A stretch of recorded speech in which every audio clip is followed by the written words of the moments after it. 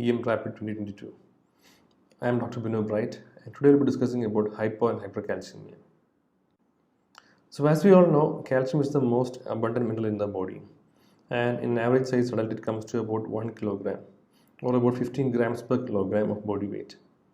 And in this calcium, about 99% is totally bound to bonds as phosphate and carbonate crystals, and the remainder is found in the teeth, soft tissue, plasma, and cells.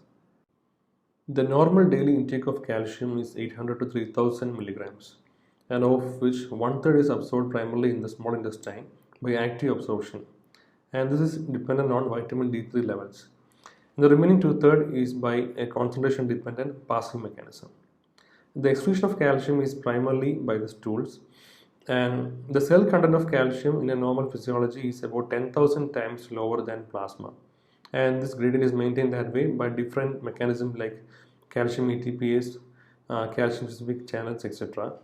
And this gradient difference is required for normal homeostasis. So in a normal individual, the plasma calcium ranges between 8.5 to 10.5 milligram per deciliter. It is present in three different forms, of which the most important is the ionized calcium, which is the only active fraction of calcium. It comes to about 50% of total, and the normal value ranges between 4.5 to 5.6 milligram per deciliter. The second important one is protein bound calcium, about 40% of the total, and it is inactive form and is not filtered by glomerulus. The remaining 10% is seen as complex calcium, which is seen bound to anions like phosphate, carbonate, and citrate. So on an average, about 0.8 milligram of calcium bonds to 1 gram of protein. So therefore, the total serum calcium is equal to ionized calcium plus the product of 0.8 and total protein. The ionized fraction is the only active form of calcium, and therefore a decrease in albumin may cause a decrease in the total serum calcium, but it will not change the level of ionized fraction, and therefore it may not show clinical symptoms. But on the other hand, alkalosis produces a decrease in ionized fraction with no change in serum calcium. But this transient shift of ionized calcium to the protein bound form can cause clinical symptoms. So every 0.1 rise in pH can lower the ionized calcium level by 3 to 8%, and the opposite effect is seen in acidosis. So the role of calcium is crucial for muscle and cardiac contraction, nerve conduction, cell growth, enzyme activation, and coagulation. And consequently, any hypo or hypercalcemia can lead to severe dysfunctions. So in homeostasis of calcium, the most important organs are bones, kidneys, and the intestines. And also there are three determining hormones and one receptor. So coming to the homeostasis of calcium, the first one is 1,2,5-dihydroxycholecalciferol or vitamin D3. It is an active form of vitamin D and is formed in the distal tubules of kidneys. It promotes calcium absorption from the intestine, but its activity is mainly moderated by physiological conditions, which can either enhance it like growth and pregnancy, or may reduce it like aging or intake of oxalates and phytates in the diet. So the next hormone is parathyroid hormone, and it is secreted by the parathyroid glands whenever there is a low calcium level in the system. And this PTH levels are maintained in the system by calcium sensing receptors, vitamin D3, and magnesium levels. So whenever there is hypomagnesemia, it can inhibit the PTH secretion. So parathyroid hormone stimulates bone demineralization by activating osteoclasts and by increasing the synthesis of vitamin D3 and increasing calcium reabsorption from the kidney. Calcitonin is another peptide which is secreted by the C cells of thyroid gland whenever the calcium level is high, and this inhibits the activity of osteoclasts and the bone resorption. So basically, parathyroid hormone and calcitonin act in opposite ways. PTH hormone is secreted when the calcium levels are low, and on the other hand, calcitonin is secreted whenever the calcium levels are high. And all these together maintain the homeostasis of calcium. So calcium sensing receptors are present mainly on the plasma membrane of parathyroids, kidney, bones, and thyroid. And it becomes active whenever there is hypercalcemia and inhibit the production of parathyroid hormone. In the kidney, activated calcium sensing receptors can provoke hypercalciuria, polyuria, and prevents nephrocalcinosis. And the activation of the receptor also stimulates the secretion of calcitonin and thus inhibiting osteoclast formation. The urinary secretion of calcium is a variable that is influenced by different factors like hypercalcemia, metabolic acidosis, hypervolemia, and loop diuretics, which can reduce the urinary secretion, or uh, factors like increased PTH, vitamin D3, metabolic alkalosis, and hypovolemia, and chronic use of thiazides, which can reduce the secretion.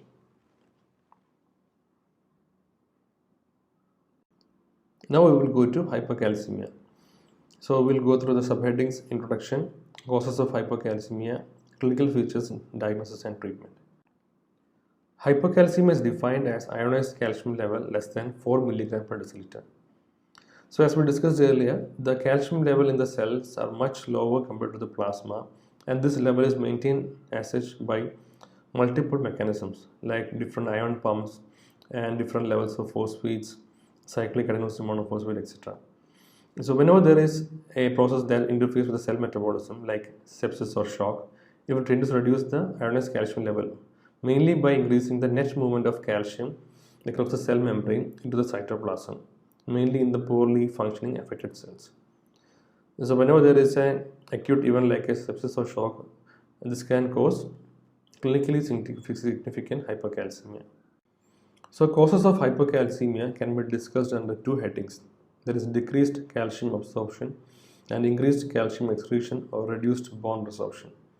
In decreased calcium absorption, the most important one is vitamin D deficiency, which can be due to secondary to decreased oral intake in case of malnutrition, or decreased intestinal absorption in case of intestinal bypass or gastrectomy, and decreased production of synthesis in case of liver failure, kidney failure, and hyperphosphatemia, and in case of malabsorption syndromes due to malabsorption. Increased calcium excretion or reduced bone resorption is seen in alcoholism secondary to hypomagnesemia, which can cause inhibition of parathyroid hormone. Then hypoparathyroidism, as seen in secondary to any autoimmune, surgical, or tumors, or even as a genetic cause. Then pseudo hypoparathyroidism, resistance to parathyroid hormone action, and hypomagnesemia, which can inhibit parathyroid hormone secretion, parathyroid hormone resistance to bone resorption. And drugs, we will come to that later. Then malignancy, which may cause pseudo hypercalcemia, hyperphosphatemia, hypomagnesemia, and vitamin D or parathyroid hormone deficiency, and also osteoblastic metastasis. And then sepsis. Then acute pancreatitis can cause fatty acids to combine with calcium and form an insoluble calcium soap, which we call as saponification, and lead to reduction of serum calcium. Then in case of massive transfusion and rhabdomyolysis. So drugs causing hypercalcemia, we have phosphates, which we usually give as enema and laxatives, and then phenytoin, phenobarbital, then gentamicin, taubromycin, dactinomycin, foscamet, and then cisplatin in chemotherapy patients, then citrate, loop diuretics, glucocorticoids, magnesium sulfate, bisphosphonates, calcitonin, denosumab, and sinaselnate. The severity of signs and symptoms of hypercalcemia depends greatly on the rapidity of decrease in calcium, and neuromuscular and cardiovascular signs and symptoms predominate. As serum calcium falls, there is increased permeability to sodium in the neuronal membranes, and which can cause enhancing excitation and cause smooth muscle and skeletal muscle contractions.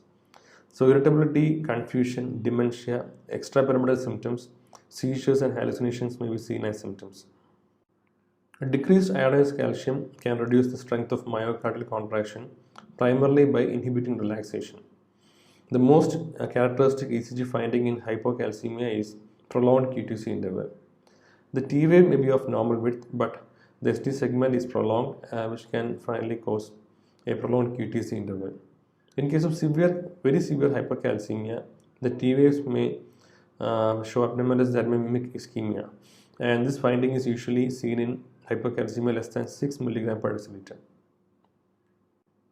So next, one of the classical signs of hypercalcemia, that is a Chvostek sign. There is a contraction of the ipsilateral facial muscles, which is illustrated by tapping the facial nerve just anterior to the ear. So the response will be getting like ranging from a twitching of the lip to spasm of the whole facial muscles, depending upon the severity of hypercalcemia. A trousseau sign is carpal spasm produced when the examiner applies a blood pressure cuff to the upper arm and maintains a pressure above systolic for about 3 minutes. And the fingers are spastically extended at the interphalangeal joints and flexed at the metacarpophalangeal joints with wrist flexion and forearm pronation. And even though these signs are classically associated with hypercalcemia, it may also be seen in respiratory alkalosis, which can cause a transient shift of calcium from ionized to the protein-bound form. So coming to the diagnosis, in addition to serum calcium level, a full electrolyte panel including magnesium and phosphate levels, and also renal function test, ionized calcium level should usually aid in the diagnosis. And the albumin level should also be tested because hypoalbuminemia may falsify the diagnosis. In case where acid-base abnormalities are suspected, a blood gas analysis is warranted, and we have to evaluate the pH. And also we should consider the phosphate level. Blood samples for parathyroid hormone and vitamin D3 levels should also be drawn, but we should not wait for the results before starting any treatment. So treatment of hypercalcemia is tailored mainly to the individual patient and directed towards the underlying cause. Suppose if a patient is asymptomatic, or if the hypercalcemia is not very severe or prolonged for more than 10 to 14 days, oral calcium therapy will be adequate, and it may be with or without vitamin D, which can be given. So regimens can start from 500 to 3000 milligrams of elemental calcium by mouth daily, and in a dose of like a single dose or up to 3 divided doses. So the dose must be individualized for each patient's need and according to the cause and severity of hypercalcemia. So the tablets that which you get are available in different combinations of forms, like in calcium lactate, ascorbate, carbonate, and gluconate. And these preparations will have different variable percentages of elemental calcium. 1 milli equivalent of elemental calcium is equal to 20 milligram of elemental calcium. So IV calcium is recommended only in cases of symptomatic or severe hypercalcemia. That is ionized calcium less than 1.9 milliequivalents per liter or 0.5 millimoles per liter. IV calcium administration causes vasoconstriction and possible ischemia, so especially in cases of low cardiac output who already have significant peripheral vasoconstriction. And IV calcium gluconate is preferred over IV calcium chloride in non-emergency situations, especially due to the danger of extravasation of calcium chloride, which can cause calcinosis cutis. With a severe acute hypercalcemia, 10 ml of 10% calcium chloride or 10 to 30 ml of 10% calcium gluconate may be given IV over 10 to 20 minutes and repeated every 60 minutes until the symptoms resolve, and or followed by a continuous infusion of 10% calcium chloride at 0.02 to 0.08 ml per kg per hour. And the serum calcium level should be rechecked before continuing this perennial therapy. IV calcium should be used in caution in patients who are taking digitalis because hypercalcemia can potentiate digitalis toxicity. Also in patients who are symptomatic after thyroid and parathyroid surgery can also be treated with parenteral calcium. During massive transfusions, if the blood is being given faster than 1 unit every 5 minutes, 10 ml of 10% calcium chloride can be given after every 4 to 6 units of blood if a patient is in shock or has heart failure despite adequate volume replacement therapy. And hypercalcemia is difficult to correct if hypomagnesemia is present, because actually hypomagnesemia can indirectly cause reduction of parathyroid hormone and also calcium releases from the body. So magnesium should be replaced before or in conjugation with calcium replacement. Now let's discuss hypercalcemia. So hypercalcemia is defined as a total calcium of more than 10.5 milligram per deciliter or an ionized calcium of more than 2.7 milliequivalents per liter. And because calcium is necessary for cellular functions, every organ and system is affected by hypercalcemia, and the clinical manifestations are dependent on the level of calcium. So we can classify it as three. There is mild hypercalcemia, in which the range is from 10.5 to 11.9, and moderate it is 12 to 13.9 milligram per deciliter, and severe when it is more than 14 milligram per deciliter. So causes of hypercalcemia can be divided into three. There is hypercalcemia due to increased bone resorption, hypercalcemia due to decreased urinary calcium excretion, and hypercalcemia due to increased GI absorption. So in increased bone resorption, the most important one is primary hyperparathyroidism, which can cause an increase in parathyroid hormone levels, and which in turn will cause increase in serum calcium. Then in case of malignancy, there is increased osteolysis, parathyroid related protein can production, which can again induce parathyroid hormone. Then pseudo hyperparathyroidism, which is secondary to non-parathyroid tissue source parathyroid hormone. Then renal failure can secondary. Then in case of renal failure, secondary and tertiary hyperparathyroidism due to chronic hypocalcemia. Then in Addison's disease, there is increased albumin and bone resorption. Then hyperparathyroidism, there is increased bone resorption again. And in case of immobilization, there is osteoclastic activation. Now due to decreased urinary calcium excretion, the most prominent one is familial hypercalcemic hypocalciuria. It is a mutated CSR gene issue, and next is thiazides, which can cause increased calcium resorption to the proximal tubule. So hypercalcemia due to increased GI absorption is in case of granulomatosis diseases like sarcoidosis, tuberculosis, and all that. And milk alkali syndrome, in which there is increased calcium intake and absorption, and vitamin D intoxication, there is increased calcium absorption and bone resorption. So pathophysiology, neuromuscular changes include a decreased sensitivity, responsiveness, and strength of muscle contraction and nerve conduction. The conduction of the heart is slowed and automaticity is decreased with the shortening of the refractory period and increased sensitivity to cardiac glycosides. And loss of concentrating ability is the most frequent renal effect of hypercalcemia. And this is a reversible tubular effect, and it results in polyuria and volume depletion even in the presence of thirst. Potassium worsening is also seen, resulting in hyperkalemia, which may occur in 1/3 of the patients. Nephrocalcinosis and nephrolithiasis may result from hypercalcemia and can be exacerbated by volume depletion. And as hypercalcemia persists, there is increased microscopic calcium deposit in the kidney, and which can lead to progressive renal insufficiency. More than 90% of occurrences are associated with hyperparathyroidism or malignancy, and the latter being the most common presentation in EV. So clinical features, as explained earlier, calcium levels can affect almost every system in the body, and also therefore the signs and symptoms are also extensive. So generally the patient may present with malaise and weakness, and also he may complain of polydipsia and dehydration. Neurologically, he may show confusion, apathy, depression, decreased memory or memory loss, then irritability, hallucinations, intermittent headache, ataxia, hyperreflexia, hypotonia, and mental retardation as seen in infants. Metastatic calcification can cause band keratopathy, conjunctivitis, and pruritus. In skeletal system, we can see pathological fractures, bone pain, and deformities. And cardiovascular, patient will have hypertension, dysarrhythmia, vascular calcifications, ECG abnormalities, QT shortening, coving of STT segment, STT wave, widening of T wave, and digitalis sensitivity. In GI, the patient will complain of anorexia and weight loss, nausea and vomiting, constipation, abdominal pain, peptic ulcer disease, and pancreatitis. Urologically, the patient will complain of polyuria, nocturia, renal insufficiency, and nephrolithiasis. Hypercalcemic patients with plasma level total more than below 12 mg are usually asymptomatic, but higher levels can cause a wide array of symptoms. So patients presenting with a total calcium between 14 to 16 mg per deciliter are usually very weak, lethargic, and confused.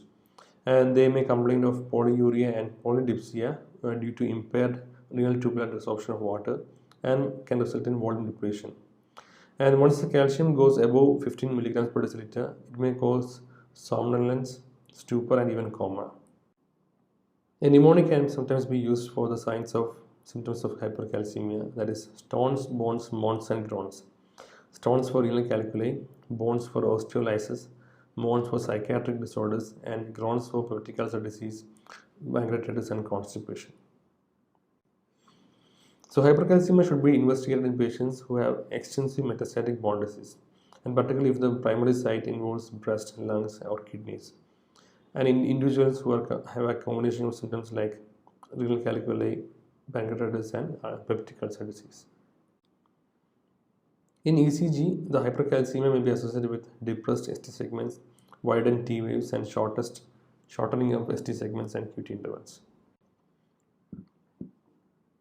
In severe hypercalcemia, the ST segment elevation may mimic myocardial infarction may be seen, and bradyarrhythmias may occur with bundle branch patterns that may progress to second degree block or complete heart block. The levels of calcium above 20 mg per deciliter may even cause cardiac arrest. Coming to diagnosis, true hypercalcemia must be confirmed by measuring ionized calcium. And then we also have to send for electrolytes, a complete blood count, phosphate, magnesium, blood urea nitrogen, creatinine, and alkaline phosphatase, which will help in determining the cause of hypercalcemia. The acuity of your hypercalcemia can be determined or suggested using the medical history along with an ECG, chest radiograph, and laboratory investigations. Normally, acute severe hypercalcemia is not secondary to hyperparathyroidism.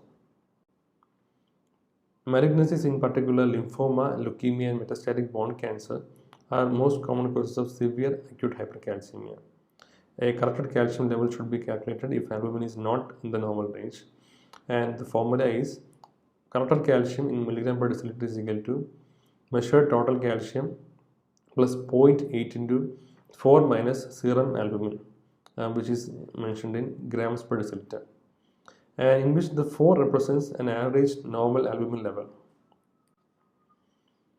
Symptomatic patients or asymptomatic patients with calcium levels more than 14 milligrams per deciliter should receive treatment for hypercalcemia, and it starts with volume correction. So administer 0.9% of normal saline at 500 to 1000 ml per hour for 2 to 4 hours or as tolerated by the patient, in which we always have to consider the patient's other comorbidities, whether he will be able to handle this much of fluid overflow. And in general, about 3 to 4 liters should be given over the first 24 hours, and then 2 to 3 liters per 24 hours until a urine output of 2 liters per day is maintained. And furosemide is recommended to promote a diuresis of 150 to 200 milliliters per hour, and it increases the calciuric effect with an initial dose of 20 to 40 milligrams. Caution should always be used for possible paradoxical hypercalcemia due to bone resorption, and for hypokalemia and or hypomagnesemia occurrence when furosemide is used. Decreased mobilization of calcium from bone through reduction of osteoclastic activity can be obtained by administering corticosteroids like prednisone 1 to 2 mg per kilogram per hourly, or hydrocortisone 200 to 300 mg as an IV initial dose, and in case of Addison's disease and in steroid responsive malignancies. In very severe cases, it will be necessary to receive emergency hemodialysis to quickly remove calcium from the blood. In the ED, initiating bisphosphonates or calcitonin is not mandatory. But however, for hypercalcemia associated with malignancy, IV bisphosphonates are the new considered first-line therapy. Zoledronic acid is recommended for a corrected calcium level more than 12 mg per deciliter or higher. We can give 4 mg as a single dose as IV over 15 minutes. And calcitonin can work much faster and can be given at a dose of 4 units per kilogram sub-Q or IM. So that's all for now. Thank you.